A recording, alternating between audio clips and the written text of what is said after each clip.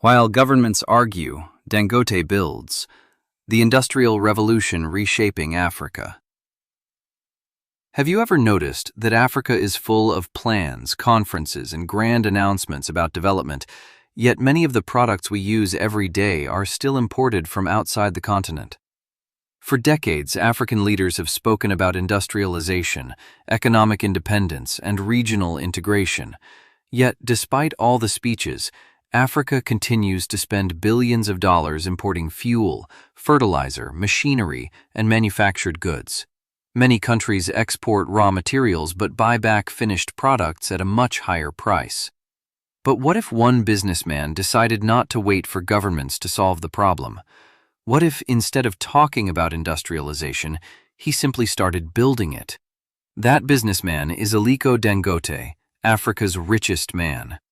Today, his fortune is estimated at around $36.5 billion, making him wealthier than the entire annual economic output of more than 30 African countries.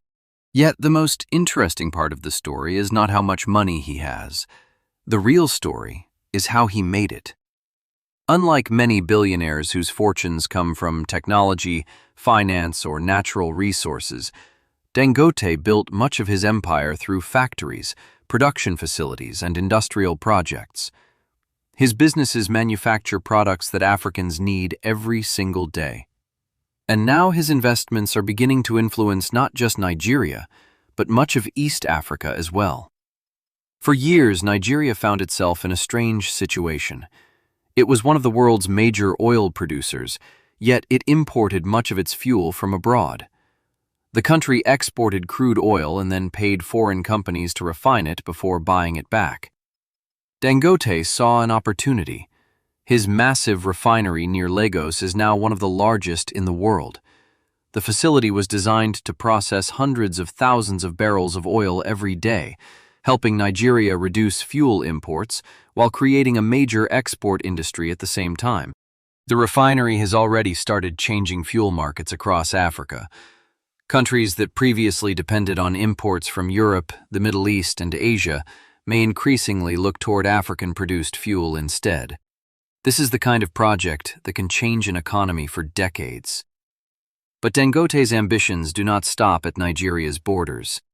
One of his most important investments outside West Africa is located in Ethiopia. Several years ago, Dangote invested heavily in a cement factory near Addis Ababa. It was one of the largest industrial investments ever made by an African company in Ethiopia. Like many projects in the country, it faced challenges including security concerns and political instability. Many investors would have scaled back their operations. Instead, Dangote announced plans to expand production. That decision speaks volumes about how he views Ethiopia's future. Despite recent difficulties, Ethiopia remains one of Africa's largest markets, with a population of more than 130 million people and enormous demand for housing, roads, factories, industrial parks, and infrastructure. Every one of those projects requires cement. The fact that Dangote is investing even more money into Ethiopia suggests that he sees long-term opportunities that outweigh short-term risks. And Ethiopia may soon become home to another project that is even bigger. The company plans to invest more than $4 billion in a giant fertilizer plant in Gode, located in Ethiopia's Somali region. This project could become one of the largest fertilizer facilities on the entire African continent. Why is this important? Because fertilizer is one of the key ingredients needed to improve agricultural production. Millions of African farmers depend on imported fertilizer, making them vulnerable to international price spikes and supply disruptions.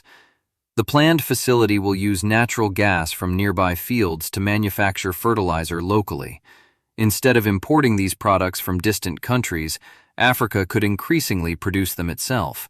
That means more jobs, more exports, and potentially lower costs for farmers. The benefits could extend far beyond Ethiopia.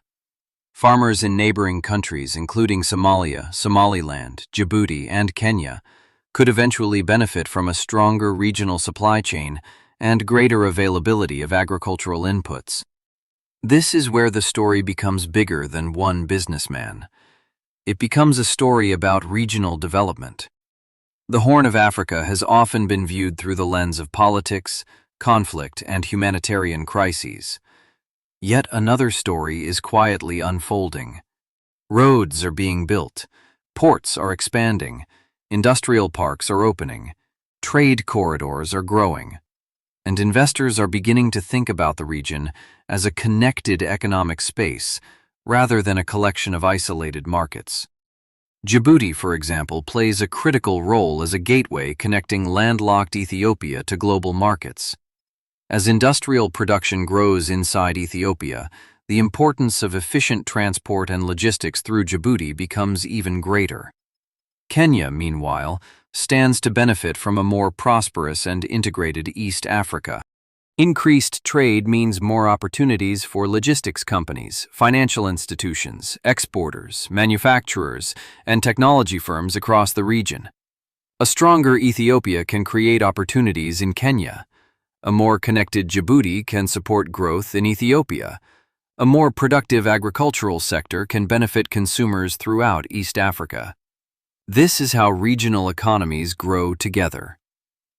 Perhaps the most important lesson from Dangote's success is that development is not just about government policies. Policies matter, of course, but lasting prosperity often comes from productive investments that continue generating value year after year. Factories create jobs, infrastructure supports trade, industrial projects reduce imports, energy investments strengthen economies. These may not generate the same headlines as political debates, but they often have a much greater impact on people's daily lives. As the Horn of Africa continues to develop, one question becomes increasingly important. What would happen if more African entrepreneurs followed the same path?